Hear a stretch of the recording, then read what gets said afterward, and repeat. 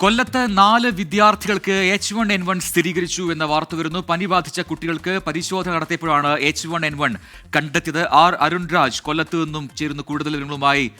അരുൺരാജ്, ആദ്യം അറിയേണ്ടത് വിദ്യാർത്ഥികളുടെ ആരോഗ്യനില എന്താണ് എന്നുള്ളതാണ്. ഈ മഴക്കാലമാകുമ്പോൾ അത്തരത്തിൽ പനിബാധ പലയിടങ്ങളിലായി റിപ്പോർട്ട് ചെയ്യപ്പെടുന്നുണ്ട്, പല രീതിയിലുള്ള പനി. ഇപ്പോൾ H1N1 എന്ന് പറയുമ്പോൾ അതിൽ ആശങ്കപ്പെടാനുള്ള സാഹചര്യമുണ്ടോ അരുൺ?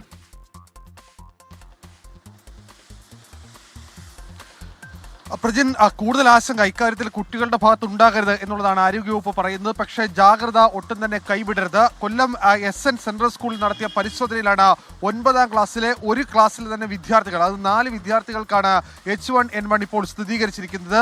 പനി ബാധിച്ച കുട്ടികളെ പരിശോധന നടത്തിയപ്പോഴാണ് ഇവർക്ക് H1N1 സ്ഥിരീകരിച്ചത് എന്നുള്ളതാണ് ആരോഗ്യവകുപ്പ് പറയുന്നത്. ആരോഗ്യവകുപ്പ് ഇതിന്റെ അടിസ്ഥാനത്തിൽ ഇപ്പോൾ നടപടികൾ ആരംഭിച്ചിട്ടുണ്ട്. പനി ബാധിച്ച മറ്റു കുട്ടികളെ കൂടി പരിശോധിക്കാനുള്ള തീരുമാനമാണ് ആരോഗ്യവകുപ്പ് ഇപ്പോൾ എടുത്തിരിക്കുന്നത്.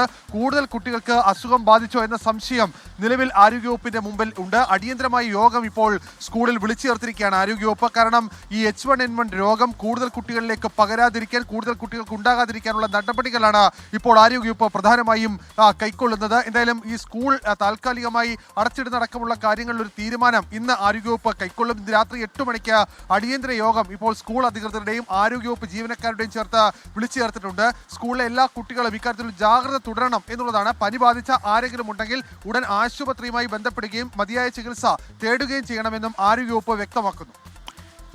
എന്തായാലും വളരെ പ്രധാനപ്പെട്ട ഒരു വാർത്തയാണ് ഇപ്പോൾ കൊല്ലത്ത് നിന്ന് വരുന്നത്. കുട്ടികൾക്കാണ് H1N1 സ്ഥിരീകരിച്ചത്. എന്തായാലും വളരെ പെട്ടെന്ന് തന്നെ പകരുന്നൊരു രോഗമായതുകൊണ്ട് തന്നെ കൃത്യമായ ജാഗ്രത അതിൽ വേണം എന്ന നിർദ്ദേശം ഇപ്പോൾ ആരോഗ്യവകുപ്പ് നൽകുന്നു. ഒപ്പം തന്നെ അവിടെ മറ്റു കുട്ടികൾക്ക് പരിശോധന നടത്തേണ്ട സാഹചര്യമുണ്ട്. അതുമായി ബന്ധപ്പെട്ട നടപടികളിലേക്ക് ഇപ്പോൾ അധികൃതർ കടന്നിട്ടുമുണ്ട് എന്നാണ് അരുൺരാജ് കൊല്ലത്ത് നിന്നും റിപ്പോർട്ട് ചെയ്യുന്നത്.